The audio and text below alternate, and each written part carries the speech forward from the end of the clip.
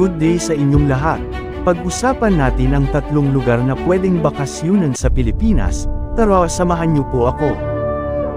Narito ang tatlong magagandang lugar na pwede mong puntahan sa Pilipinas. Una na ang Palawan, kilala sa kanyang kagandahan at mga magagandang beach tulad ng El Nido.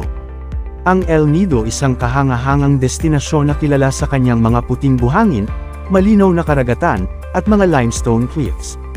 Ang ganda ng mga isla at kuweba sa paligid ay nagbibigay ng mga napakagandang tanawin at mga aktibidad tulad ng snorkeling, diving, at island hopping. Coron.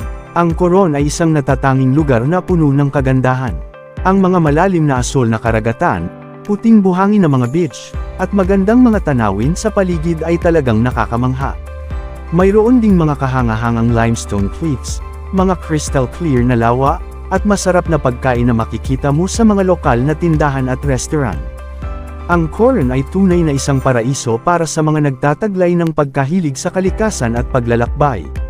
At ang Puerto Princesa. Ang Puerto Princesa Subterranean River National Park ay isa sa mga pinakamagandang natural na wonder sa Pilipinas. Ito ay tahanan ng isang maalamat na ilog na dumadaloy sa ilalim ng isang kuweba na napapaligiran ng kagubatan at klase ng buhay sa ilalim ng lupa. Ang kagandahan ng mga stalactites at stalagmites, kasama ang biodiversity nito, ay nakakamangha at nagbibigay inspirasyon sa mga bisita mula sa buong mundo. Pangalawa, Batanes. Tama, ang Batanes ay talagang may kakaibang ganda ng kalikasan. Ang mga burol, bato, at dagat na napapalibutan ng berdeng tanawin ay isa sa mga highlights ng lugar na iyon. Ang natural na kagandahan at katahimikan ng Batanes ay talagang nakaka-relax at nakaka-inspire. Sa Batanes, maraming magandang lugar na pwede mong bisitahin para sa isang kakaibang bakasyon. Narito ang ilan sa mga magagandang destinasyon doon. Basco, ang kabisera ng Batanes, kung saan maaari kang maglibot sa Basco Lighthouse, Lipnay Supuan Japanese Tunnel, at Fundación Pasita. Sabtang Island, isa sa mga lalawigan ng Batanes, kung saan maaari mong makita ang mga tradisyonal na Ivatan stone houses at matamis na buhangin sa Morong Beach. Ivuz Island, kilala rin bilang Diura Fishing Village, kung saan maaari kang sumali sa mga lokal na mangingisda sa kanilang tradisyonal na pamamaraan ng pangingisda. Itbayat Island, ang pinakamalayo at pinakamalaking isla sa Batanes, kung saan matatagpuan ang idyllic na Rapang Cliff at Itbayat Church. Mahatao, may makasaysayang Mahatao Church at Mahatao Tayid Lighthouse na dapat bisitahin.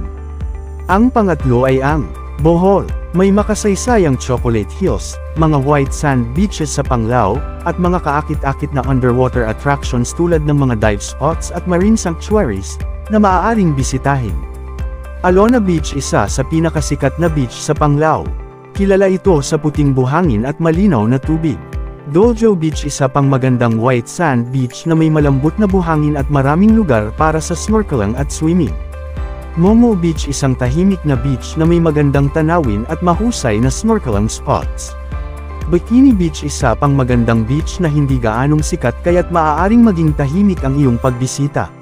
Sa mga dive spots at marine sanctuaries naman, Balikasag Island Marine Sanctuary, kilala ito sa kanyang mga corale at makukulay na isda.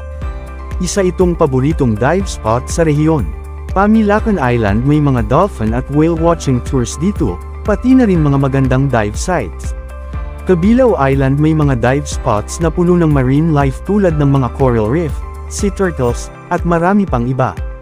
Virgin Island, hindi lamang ito isang magandang white sand beach, mayroon din itong mga dive sites na puno ng buhay sa ilalim ng dagat. Siguradong mag-enjoy ka sa pagbisita sa mga magagandang tanawin at underwater attractions sa Panglao. Kung nagustuhan niyo po, paki-like at subscribe para sa iba pang video. Salamat!